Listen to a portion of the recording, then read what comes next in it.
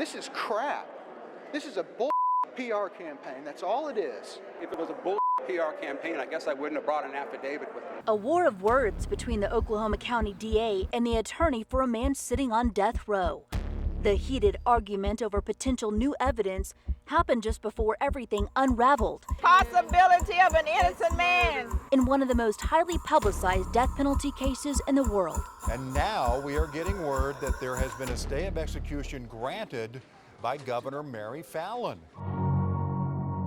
September 2015, Governor Mary Fallin halted the execution of Richard Glossip with an 11th-hour stay. Glossip convicted in the 1997 murder of his boss, Barry Van Treese. There was a drug mix-up at the Department of Corrections, and it wasn't the first time. An autopsy revealed Charles Warner was put to death with a drug that's not in our state protocol. A scathing 106-page grand jury report revealed a series of mistakes from the governor's office to the state pen. I think someone should have been indicted. No one was held accountable. We want to educate the people so that they will hold our officials accountable. Former State Senator Connie Johnson and her anti-death penalty organization are fighting to defeat a state question on the November ballot. If we pass this measure, we'll be setting ourselves up for suits, costly lawsuits. A yes vote on State Question 776 would put the death penalty in Oklahoma's Constitution. And that's about all it would do. It would allow any method of execution in Oklahoma to be legal as long as it's legal under the federal law. But that's what we have now. Legal experts say this is just one more thing for politicians to rile up their supporters. It reminds me of the no Sharia law question that we had a couple of years ago. I would challenge you to go anywhere in the state of Oklahoma and find a judge who is employing Sharia law. While executions remain on hold, a new independent group is doing something never done before in Oklahoma. I think the grand jury's report should be appalling to Oklahomans. Former Governor Brad Henry answered the call from a nonprofit called the Constitution Project. He's leading the Death Penalty Review Commission. It's a diverse panel of lawyers and businessmen, Republicans and Democrats. This is not about making political points at all. It's all about looking at the data, looking very carefully at the research, and determining the facts in our system so that we can make informed decisions relating to our findings and our ultimate recommendations.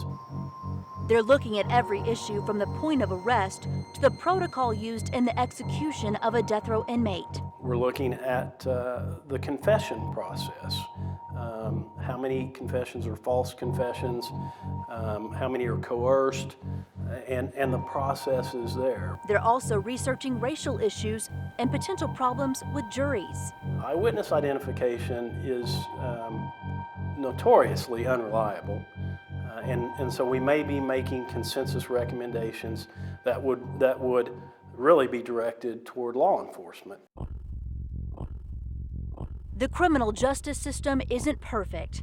Defense attorney Perry Hudson has had an innocent client freed from Oklahoma's death row and others released when their cases fell apart. We have sent far too many innocent people to death row to truly trust the process. And that's despite the fact that we have honest prosecutors and we have fair judges and we have an appellate court that reviews it both on the state and federal level.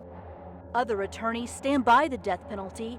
They say it's the only just sentence for the worst of the worst. It was just a horrific homicide. Lou Keel prosecuted Charles Warner, the man who raped and killed 11-month-old Adriana Waller. Certainly when you make the decision to file a bill of particulars seeking the death penalty, that's something that you have to believe is the right thing to do in your mind and in your heart. When executions resume in our state, they'll be carried out under new leadership. DOC Director Robert Patton, Warden Anita Trammell, and Steve Mullins, the governor's top attorney, have all resigned. If we are going to have the death penalty in Oklahoma, it must be done right, and it hasn't been in the past. Abby Broyles, Oklahoma's News Channel 4.